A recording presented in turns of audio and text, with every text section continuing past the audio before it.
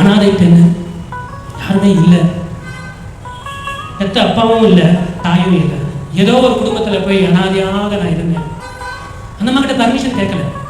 இன்னைக்கு இருந்திருந்தால் ஆபிரகாம் மேல போக்சோ வழக்கு தொடுத்திருப்பார். இன்னைக்கு இருந்திருந்தா, இன்னைக்கு இந்த காலத்துல பர்மிஷன் கேட்கல. யார் கிட்ட? ஆகார் கிட்ட பர்மிஷன் கேட்கல. நம்ம திருமணம் பண்ணி போயிடும். வேலைக்காரிகளுக்கும் அடிமைகளுக்கும் அந்த உரிமை எல்லாம் கிடையாது. என்ன பண்ணாங்கன்னா, நீ அவங்க மறுபடியும் ஆயிட்டு, அவன் வயசானவன், நீ டோன்ட் ஹேவ் சாய்ஸ். இந்த 21ஆம் நூற்றாண்டில் இருக்கிற ஒவ்வொருவரும் நீங்கள் ஆசீர்வதிக்கப்பட்டவர்கள் தெரியுமா? நம்ம நினைப்போம் அந்த காலத்தில் வாழ்ந்துருந்தா நல்லா இருந்துக்கோங்க. ஆண்களுக்கு எப்படியோ பெண்களுடைய வாழ்க்கை நரகமான வாழ்க்கை. நல்ல குடும்பம் கிடைச்சா சரி. அப்படி கிடைக்கவில்லை என்றால் அவருடைய வாழ்க்கையை ஒரு நகமை உரிமையே கிடையாது. எல்லா குடும்பத்துடைய முடிவெல்லாம் யார் எடுப்பாங்க அப்படின்னா ஆண்கள் தான் எடுப்பாங்க.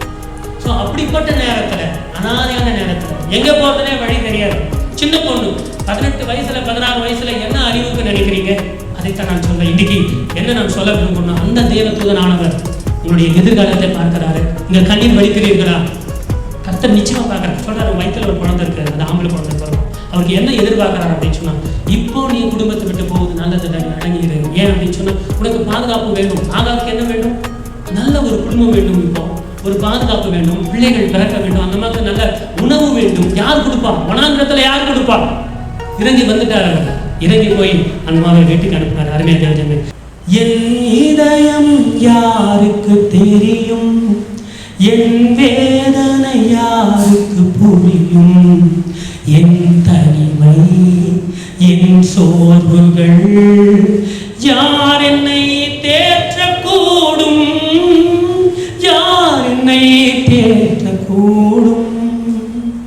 நெஞ்சின் நோகங்கள் அதை மிஞ்சும் பாரங்கள்,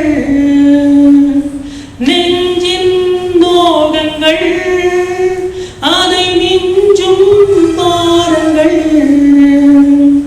தஞ்சம் இன்றியே உள்ளம் ஏங்குதே, தஞ்சம் இன்றியே உள்ளம் ஏங்குதே, உள்ளம் ஏங்குதே. என் இதயம் இயேசுக்கு தெரியும், என் வேதனை இயேசுக்கு புரியும், என் தனிமை என் சோர்வுகள்